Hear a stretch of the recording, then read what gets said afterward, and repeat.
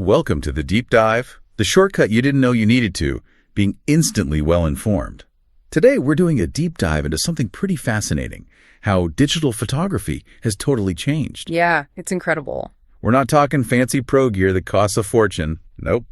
We're diving into cameras that actually deliver decent quality without, breaking the bank. Specifically, the best digital cameras you can find for around and often way under $100. That's exactly right. Our mission today, basically, to give you the map for navigating this really crowded budget market. Just a few years back, under $100. It was basically a toy, right? Good for maybe some blurry snapshots. But now, the whole scene's exploded. You've got these feature pack options that honestly punch way above their weight. We're talking things like 4K video, pretty high photo resolutions, advanced stuff like Wi-Fi, things you only found on expensive models not that long ago. And this is really for you, the learner out there. Maybe you're thinking about starting a YouTube channel. Or you're a parent, just wanting good photos of the kids growing up. Or maybe you travel and want something small that isn't your main phone. Or even a teenager just getting into photography. These cameras we're covering, they're like perfect starting points. Definitely. And to make sense of it all, we've kind of broken it down. First, we'll figure out what actually makes a good budget camera now in 2024, what features really matter, and what's just marketing hype. Then we'll really get into the details of our top 4 picks, look at what they do well, where they maybe compromise a bit. And finally, we'll pull it all together, compare them side by side, and give you some practical tips, things you can actually do to get the best shots from these cameras. Okay, let's unpack this then. Before we start naming names, brands, models. How are these companies even doing this? What are the sort of key things that make a budget camera genuinely good today? What should you actually demand for under $100? Well, the biggest headline grabber, the thing you see plastered everywhere, is the huge jump in resolution, image quality, basically.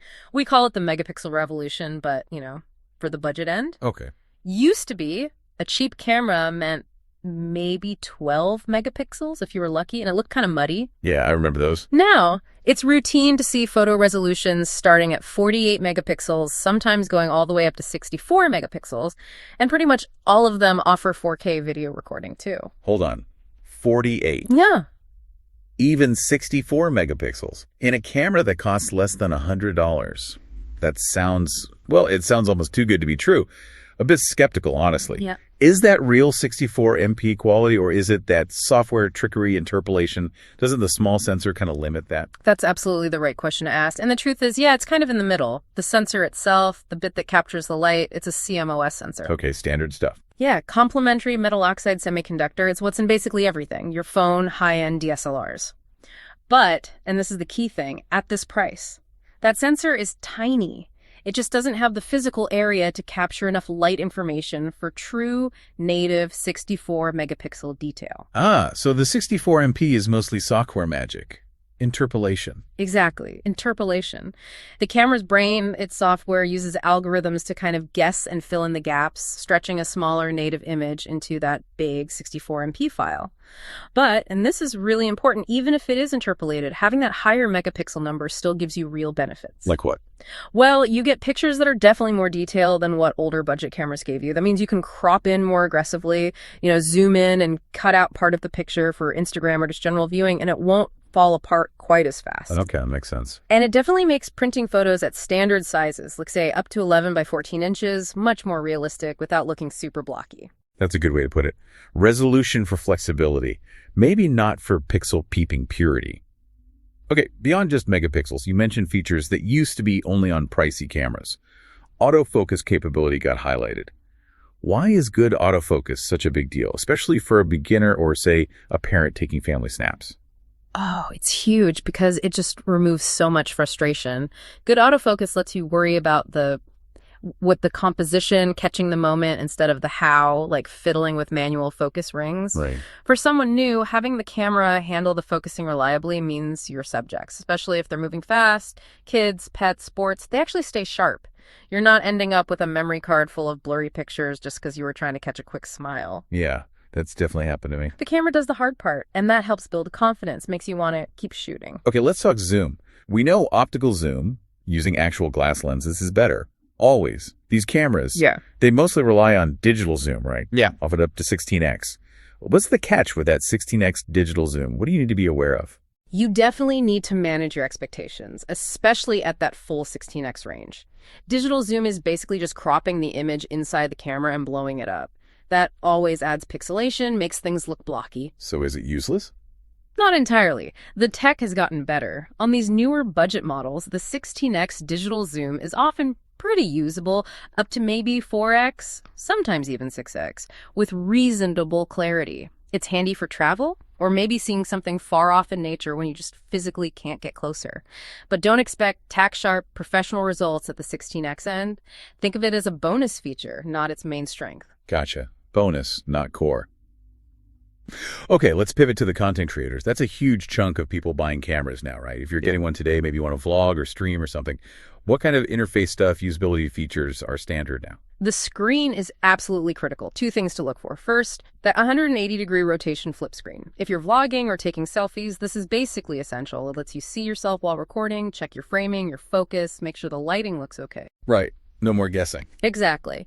Second, look for an IPS display, usually around 3.0 inches. IPS. What's the advantage there over just a regular screen? IPS stands for in-plane switching. It's a screen technology that gives you much better color accuracy and, really importantly, wider viewing angles. You know how sometimes you look at a cheap screen from the side and the colors go weird or it gets really dark? Oh, yeah, definitely. That doesn't happen with IPS. So whether you're holding the camera up high, down low, or just looking at it slightly off angle, the picture on the screen stays clear and the colors look right.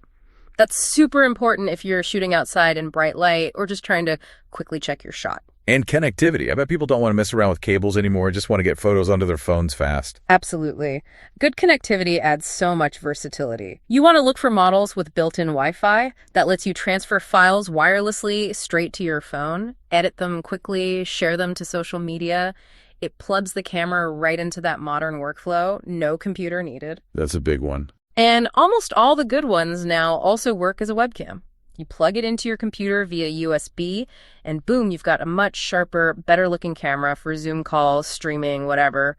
Way better than the tiny webcam built into most laptops. It just makes the camera useful in more ways. And last but not least for these little guys, portability and power. Totally key. A camera's no good if it's too bulky to carry or the battery dies after 10 minutes. So compact design is important, something you can actually slip into a pocket or a small bag. And battery life is always a concern with small devices doing complex things like 4K video. So how do the good ones handle that? The smartest budget models tackle this head-on by including multiple batteries right in the box, often two spares. Think about it. A single spare battery might cost you $20 or $30 separately. When a camera under $100 comes with 3 batteries total, that's massive value. It means you can actually shoot for hours, maybe even a whole day trip, without constantly worrying about running out of juice. Excellent. Okay, that really sets the stage. High resolution, decent autofocus, flip screens, maybe Wi-Fi, extra batteries, all for under $100. It's a high bar. So now let's meet the actual cameras, the 4 contenders that managed to pull this off. Each one seems to have its own little niche, its own value proposition in this budget battleground. Right, let's get specific. We'll kick things off with the camera we think offers the best overall value. It balances features, accessories, and a proven track record really well. That's the Duluvalu 4K digital camera DC101. Duluvalu DC101. Okay, and the price? Well under our limit, right? Yep, comfortably under. It usually sits around $59.99. And what's really reassuring here is the track record.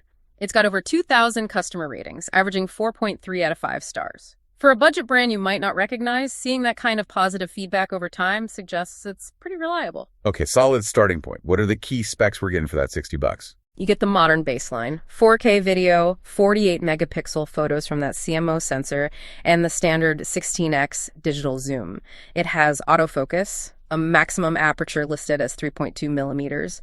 But what really pushes this into best overall value isn't just the specs, it's how it tackles that #1 pain point for budget gear, battery life.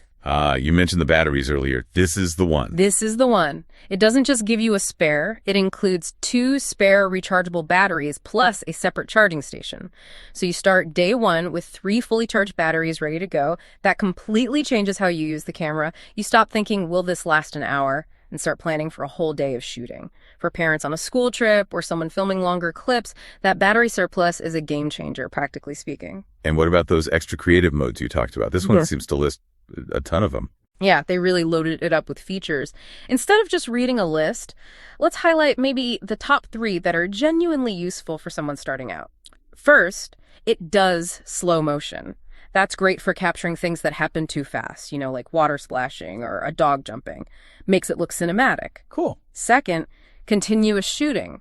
You just hold down the shutter button and it fires off a quick burst of photos. Sure. Massively increases your odds of catching the perfect moment, especially with kids or pets who won't sit still. Definitely need that. And third, it has built-in anti-shake. Now, it's digital stabilization, not optical, so it's not magic, but it does help reduce blur from small hand movements, especially when shooting video handheld. Makes things look a bit smoother. Okay, useful extras. And then there's the warranty, the peace of mind factor. Right. They back this up with an 18-month replacement and refund warranty. That's pretty exceptional for a $60 piece of electronics. It shows some confidence from the manufacturer and definitely lowers the risk for you as the buyer. Okay, so Deliveroo is about solid performance, great battery life, and that strong warranty. Our second pick, the Licknippy digital camera DC402, seems to attack from a different angle. Lowest price, but with a specific technical edge. Exactly. The Licknippy DC402 hits an amazing price point, just $49.98. And it's not unpopular. It holds a 4.5 out of 5-star rating from over 1,500 buyers. It really feels like the best feature set you can get when pinching every penny is the top priority. $49.98. Wow. Okay, what's the technical detail that makes it stand out? You mentioned low light. Yeah, this is where the Licknippy really shines for its price. It boasts a maximum aperture of f2.8. Yeah. And just to break that down simply for you, aperture is the hole in the lens that lets light in. The lower the f number, like f2.8, the wider that hole can open. Okay, wider hole, more light. Precisely. Compared to the Deliveroo's f3.2, the Licknippy's f2.8 lets in significantly more light. And what does that do for me practically? It means you can take better pictures indoors, maybe at birthday parties, evening events, dimly lit restaurants. Places where light is scarce. Why? Because with more light coming in naturally, the camera doesn't have to struggle as much. It can use a faster shutter speed, which freezes motion and stops things from looking blurry. Less blur indoors. Right. And crucially, because it's gathering more light physically through the lens, you don't need to crank up the camera's electronic sensitivity. The ISO setting is high. High ISO is what usually makes budget camera photos look really grainy or noisy in low light. So that f2.8 aperture is a real technical advantage if you often shoot indoors or in the evenings. But there seems to be a trade-off with the screen on this one, right? It looks that way. The specs mention a clear 2.8-inch screen, which is a bit smaller than the Deliveroo's 3.0-inch, and crucially, it's not described as having that 180-degree flip capability. So no easy vlogging or selfies. Probably not. So that's the choice, isn't it? You potentially get better low-light photos, but you might lose that flip screen convenience. Classic budget compromise you need to weigh up based on how you'll use it. What about any other advantages maybe for content creators? Well, besides the low-light potential, the Licknippy has one killer feature for long recording sessions. It supports recording while charging. Okay. Yeah, this is huge if you plan to use it as a webcam for hours, or maybe record a really long talk or presentation, or even set up a time-lapse that runs all day connected to a power bank. It completely removes battery anxiety for those specific long-form video scenarios. Not all the others explicitly mention this. And does it come ready to go? Like with a memory card? It does. That's another part of its value proposition. The package includes a 32 GB SD card and 2 batteries, so you can literally take it out of the box and start shooting immediately. No hidden extra costs right away. Nice. Okay, number 3, the CAMKORY 4K digital camera, CDC413S. This one's also super affordable, $49.99 tied with the Licknippy, but it boasts a really high satisfaction rating, 4.8 out of 5 stars. What's its claim to fame? The CAMKORY is, without a doubt, the resolution champion of the bunch. It hits that headline-grabbing 64-megapixel photo resolution. That's the highest we found in the sub-$100 bracket. So if you're someone who, despite our earlier caveats about interpolation, really wants the maximum possible detail on paper, or plans to crop very heavily, or maybe try making larger prints, that 64MP number is its big differentiator. 64 megapixels and under $50. Interesting. What else does it do that's unique? Structurally, maybe? It has a very unique dual camera system. Think kind of like how some smartphones work. There's a lens on the back and a lens on the front, and you can switch between them with just one button press. Huh. Why would you want that on a dedicated camera? It's actually pretty clever for vloggers. You can show your face, then instantly flip the view to show what you're looking at without physically turning the camera around. Or think about group photos. You can frame the shot using the rear camera, then easily switch the front camera to include yourself in the picture. It's quite versatile. That does sound pretty handy. Now, workflow again. This one doesn't have Wi-Fi, right? So how does it handle getting photos off the camera easily? It uses a smart wired solution. When you connect it to your computer with the USB cable, it supports something called MSDC mode. That stands for Mass Storage Device Class. Okay. What does that mean for me? It means your computer instantly sees the camera's memory card as if it were just a regular USB flash drive or external hard drive. No special software needed, no drivers to install. And the benefit there is just speed and simplicity. Exactly. It allows for really fast file transfers directly to your computer. And crucially, you don't have to pop the little memory card out of the camera and find a separate card reader, which can be fiddly and easy to lose. If you mainly edit on a desktop or laptop, MSDC mode makes dumping your photos and videos much quicker and simpler. And the CAMKORY seems to win on the accessory front too. Yeah, it looks like the most complete package right out of the box. You get the camera, the 32 GB memory card, 2 batteries, the USB-C cable for charging and transfer, plus they include a little storage bag and a lanyard. Covers all the basic physical needs from day one. All right, that's 3 strong contenders. Finally, number 4, the Bofypoo 4K digital camera DC-103. This one's the priciest of the group at $69.99, but still well under our $100 limit. It's got an Amazon's Choice badge and the highest rating of all 4.9 out of 5 stars. So it must have a killer feature to justify that extra $20, right? It absolutely does, and it's why we're calling this the connected content creator's choice. Its defining feature, the reason for the higher price and stellar reviews, is built-in Wi-Fi connectivity. And it's not just basic Wi-Fi. It enables a whole modern mobile workflow. Okay, Wi-Fi. How does that actually change the way you use the camera compared to the others? What's the workflow difference? The difference is speed and seamlessness, especially for sharing. You download their app, it's called Vipulse, onto your phone, connect the camera wirelessly, and then you can transfer photos and videos straight to your phone's gallery. No cables, no taking out cards, no computer needed at all. So shoot, transfer to phone, then straight to Instagram or TikTok. Precisely. You could literally take a photo, wirelessly send it to your phone, do a quick edit in your favorite mobile app, and post it online within minutes. For travelers, social media enthusiasts, anyone who values that instant sharing capability, that workflow efficiency alone is easily worth the extra $20. And does the Wi-Fi do anything else? Like remote control? Yes, that's the other big part of it. The app on your smartphone can act as a remote trigger for both photos and videos. Okay, why is that useful? Think about setting the camera up on a tripod for a group photo where you want to be in it. You can see the framing on your phone screen and trigger the shot remotely. Or maybe you're shooting landscapes and want to avoid touching the camera to prevent any shake. Or setting up a time lapse and wanting to start and stop it without bumping the camera. Remote control is surprisingly useful. It really sounds like they designed the Bofypoo specifically with that mobile-first creator in mind. It definitely feels that way. It has the essential 3.0-inch IPS 180-degree flip screen for vlogging. It also matches the CAMKORY with that top-tier 64MP photo resolution. And they added a nice touch for usability, a dedicated WT dial on the camera body. That lets you control the 16x digital zoom more smoothly and intuitively, like twisting a lens ring instead of just pressing tiny buttons. Nice tactile control. Yeah. And one last thing, they offer 24/7 customer support, which is a pretty significant promise for budget electronics and could be really helpful if you run into any issues. Okay, wow. 4 very capable but distinctly different cameras. Now comes the hard part, right? Pulling it all together, helping you, the listener, actually decide which one fits your needs. We need to move beyond just listing features and really connect them to how you'd actually use the camera. Exactly. Let's shift gears now from looking at each camera individually to comparing them directly. If we map these details back to your priorities, the best choice should become much clearer. Because let's be honest, at this price, there's always a trade-off somewhere. Okay, first big comparison point, that resolution showdown. We've got 48 MP on the Deluvalu and Nippy versus 64 MP on the CAMKORY and Bofypoo.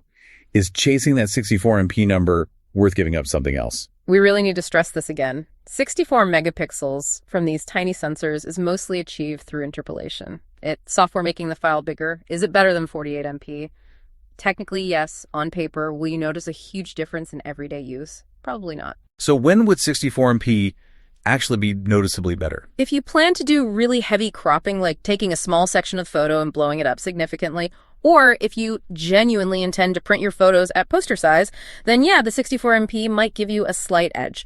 But for the vast majority of people, sharing online, viewing on screens, making standard 4x6 or even 8x10 prints, 48 megapixels is absolutely fine. So the takeaway is, don't let the megapixel count be the deciding factor, seriously.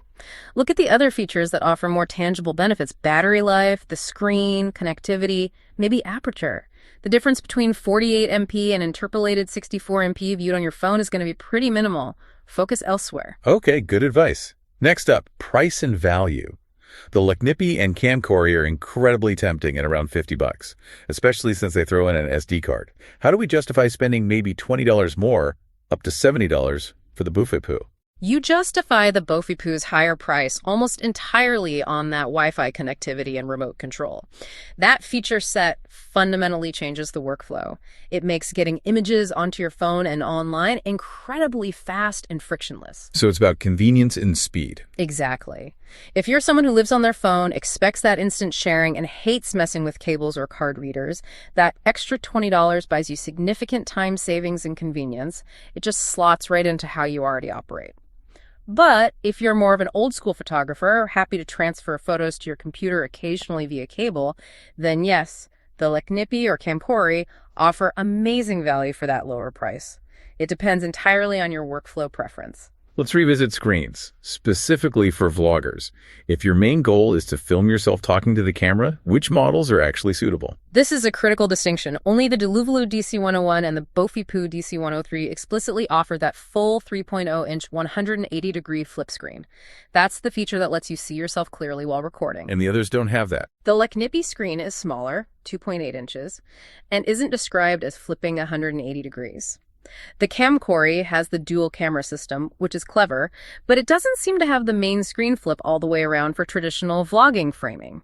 So, if vlogging or taking well-framed selfies is a top priority, your choice really narrows down to the Deluvelu or the Bofypoo. That screen is a major deal breaker or deal maker for content creators. Okay, that's clear. And finally, let's nail down the connectivity and workflow comparison. Bofypoo wins the Wi-Fi race. What about the others? Are there specific silver medal workflow benefits for niche users? Yeah, while the Bofypoo takes gold for wireless ease, the others have unique strengths. If your main challenge is a long recording time, maybe filming events, long interviews, or using it as a nonstop webcam, the Leknippy's ability to record while charging is its unique killer app. It completely solves battery worries for continuous shooting. And if your workflow involves shooting tons of photos and videos that you need to get onto your desktop computer as quickly as possible for editing, the CAMKORY's MSDC mode offers the fastest, simplest wired transfer without needing extra hardware like a card reader. So it really depends on how you plan to get your footage off the camera and where it needs to go next. Precisely. Is it instant mobile sharing? Bofypoo. Long continuous recording, Leknippy. Or fast wired desktop transfer, CAMKORY.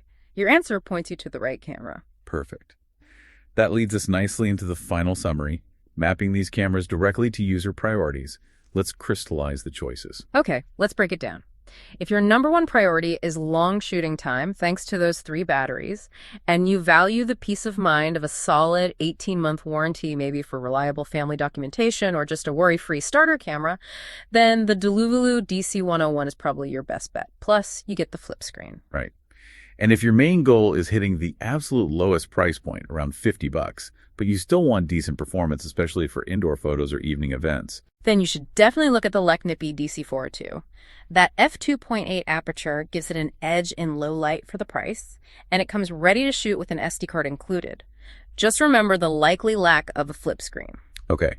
What if you're chasing the highest possible resolution on paper, that 64 megapixel number, or you just want the most complete accessory package right out of the box, covering all the bases? Then the CAMKORY CDC413S is your champion. You get the 64MP, the unique dual camera system for versatility, the fast wire transfer, and the bag and lanyard included, all for that low $50 price. And lastly, for the modern content creator, the person who absolutely needs that seamless Wi-Fi connection for quick sharing to social media, plus remote control from their phone. That's squarely the Bofypoo DC-103. It justifies its slightly higher price, $69.99, with that essential wireless workflow. Plus, you get the 64MP, the flip screen, and that handy zoom dial. It's built for speed and convenience. That's a really clear decision matrix. Fantastic breakdown of the gear itself. But buying the camera is just step one, isn't it? Now we need to talk about actually using it effectively. For you, the learner, maybe stepping up from just using your phone, there are always practical questions. Absolutely. Hardware is only half the equation. Let's address some of those common questions and offer some perspective, especially comparing these to the camera everyone already has in their pocket. Yeah, let's tackle the elephant in the room first. How do these budget cameras actually stack up against a good modern smartphone camera? What do you really gain by carrying a separate device? Okay, let's be honest up front about where smartphones generally win. It's called computational photography. Right, the AI magic. Exactly. Your fancy smartphone camera takes multiple pictures very quickly and uses powerful software to blend them together. It creates those amazing HDR shots where both the bright sky and the dark shadows look good. It brightens faces automatically. It smooths skin. It does a lot of processing for you. These $100 cameras, they don't have nearly that much processing power. They lose that battle. They require a bit more thought from you, the user, especially about lighting. Okay, so where does the dedicated budget camera fight back? What are its advantages? I'd say three main areas: physics, ergonomics, and independence. Physics first. Even though it's digital, that 16x zoom range generally lets you get closer to distant subjects than most phone cameras can without looking completely terrible. Okay, better zoom reach. Second, ergonomics. These are designed to be held like cameras. They have a grip. Buttons are placed for easy reach while shooting. Holding a dedicated camera for an hour is way more comfortable and often steadier than trying to hold a thin, slippery smartphone sideways. Yeah, that's true. And third, independence. It's a separate device with its own battery. You can shoot photos and videos all day with your camera, and your phone battery stays full for calls, maps, emergencies, whatever. You're not draining your essential communication device just to take pictures. And maybe one more. Intentionality. Oh, definitely. Pulling out a dedicated camera makes you think more like a photographer. You're choosing to capture something specific, not just firing off a quick snap between checking notifications. It encourages a more deliberate approach to taking pictures. Makes sense. Now, a huge question, especially for those budding creators. YouTube viability. Are these cameras, these sub-$100 wonders, actually good enough to start or even run a respectable-looking YouTube channel? The short answer, yes, absolutely, provided you manage one critical expectation. All four of these cameras shoot in 4K resolution. That's plenty sharp for YouTube now and likely for the foreseeable future. You know, the most successful YouTubers didn't start with $10,000 cinema cameras. They started with good ideas in whatever camera they had. These cameras deliver perfectly usable, even quite good video quality for the price. Okay, so the video quality is there. What's the critical expectation I need to manage? Audio. Always audio. The tiny microphone built into a $50 or $70 camera, it'll record sound, sure, but it probably won't sound very good. It'll likely pick up handling noise, wind noise, and just sound kind of thin or echoey. Right, bad audio can ruin a good video. Instantly. Good audio is often more important than pristine video for keeping viewers engaged. So the expectation to manage is this. If you're serious about YouTube content where you're talking, you should plan to budget a little bit extra, maybe just $20 or $30 for a simple external microphone. Even a basic lavalier mic that clips onto your shirt and plugs into the camera or records separately to sync later will make a world of difference. So the formula is budget camera plus cheap external mic. Better results than expensive camera plus bad built-in mic. Pretty much, yeah. Focus on getting clean audio first. These cameras provide the 4K visuals. You just need to help them out with the sound. Got it. Okay, since we know great photos are more about the photographer than the gear, let's wrap up with some actionable tips. Things you can actually do to get the most out of whichever budget camera you choose. Perfect. Tip number 1, and this is crucial for budget sensors.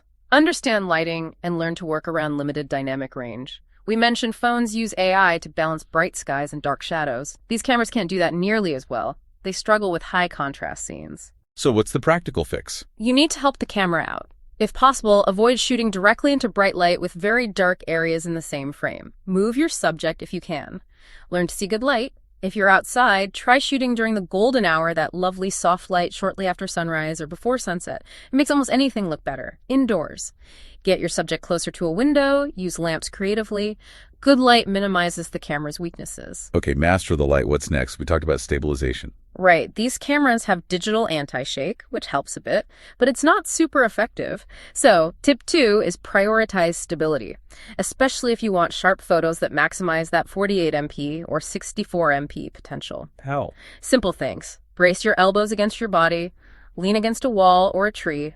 Use that continuous shooting mode to get multiple chances at a sharp shot. And honestly, investing just $15, $20 in a small, cheap tabletop tripod or a flexible GorillaPod can make a huge difference, especially for video or low-light shots. Stability is your friend. Good point.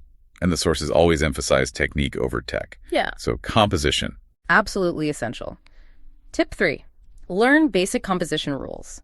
Things like the rule of thirds, using leading lines to draw the viewer's eye into the photo, looking for natural frames. These techniques cost nothing to learn and instantly make your photos look more polished and professional. A well-composed photo from a $15 camera will always look better than a poorly composed snapshot from a $5,000 camera. Spend time learning composition. It pays off hugely. Rule of thirds, leading lines. Got it. And finally, don't just shoot and forget. Exactly. Tip 4 is embrace basic post-processing. Don't be afraid to do a little editing. Even simple adjustments to brightness, contrast, maybe boosting the color slightly, and cropping can make a big difference. Do you need expensive software? Not at all. There are great free options like GIMP for desktop, or fantastic mobile apps like Snapseed, or even the built-in tools in Google Photos or Apple Photos. A little bit of editing can really make the details the sensor captured pop. And maybe the most important tip overall, practice regularly. Carry your camera everywhere. Shoot constantly. Photography is a skill, and like any skill, you get better the more you do it. That's fantastic advice. This has been a really deep dive into a market that's just overflowing with value right now. It's amazing, really. We've seen you can get 4K video, high megapixels, even if interpolated, reliable autofocus, essential features like flip screens, and even advanced stuff like Wi-Fi. All for well under that $100 mark. Yeah, it's impressive. And hopefully we've made it clear that the best camera isn't one single model, but the one that fits your specific needs and workflow. Is it the massive battery life and warranty of the Deluvulu, the low price and low lightability of the Leknippy, the max resolution and accessories of the CAMKORY, or that seamless Wi-Fi sharing from the Bofypoo? Exactly. And as you take this knowledge and maybe pick up one of these cameras, remember all the creative tools you now have access to. It's not just about point and shoot anymore. That's the perfect place to leave things, actually. Because given that even these super affordable cameras now include modes like slow motion and time-lapse, maybe the focus shouldn't just be on megapixels or zoom. Maybe it should be on creativity. You've got tools now that can capture the world in ways you couldn't easily, before showing how moments unfold over time, not just freezing a single instant. So, here's a thought to take away. Which of these creative features, maybe the slow-mo on the Deluvulu or setting up a remote time-lapse with the Bofypoo's Wi-Fi, which one will you experiment with first to show a perspective that's usually invisible? That is the challenge for you, our learner. Take this knowledge, grab your gear, new or old, and get out there and shoot. Thanks for joining us for the deep dive.